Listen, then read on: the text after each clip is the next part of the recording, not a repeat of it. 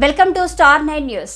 ఆంధ్రప్రదేశ్ రాష్ట్రంలో గత వైసీపీ పాలనలో సరిహద్దు బార్డర్ చెక్పోస్టు వద్ద పహారా కాస్తూ పక్క రాష్ట్రాల నుంచి వచ్చే అక్రమ మద్యంను ఎర్రచందనం కల్తీ మద్యం పట్టుకుని ప్రభుత్వానికి అప్పచెప్పుతూ మొన్న జరిగిన సార్వత్రిక ఎన్నికల్లో డ్యూటీలు చేసిన స్పెషల్ పోలీస్ ఆఫీసర్లను గత ప్రభుత్వం వాళ్లను విస్మరించింది అని స్పెషల్ పోలీస్ ఆఫీసర్స్ రాష్ట్ర అధ్యక్షులు వై చిట్టిబాబు, ప్రధాన కార్యదర్శి కె ధర్మచందు మీడియాకు తెలియజేశారు. తెలుగుదేశం పార్టీ అధినేత ప్రస్తుత ముఖ్యమంత్రి నారా చంద్రబాబు నాయుడును, జనసేన పార్టీ నాయకులు ప్రస్తుత ఉప ముఖ్యమంత్రి కొణిదెల పవన్ కళ్యాణ్ ను నారా లోకేష్ పాదయాత్రలో కలిసి వినతి పత్రం ఇచ్చామని, ఖచ్చితంగా మిమ్మల్ని వీధుల్లోకి తీసుకుంటామని హామీ ఇచ్చారని తెలిపారు. కూటమి ప్రభుత్వం ఏర్పడి 2 నెలలు గడుస్తున్నా ఇప్పటికీ స్పందన లేదని తెలిపారు.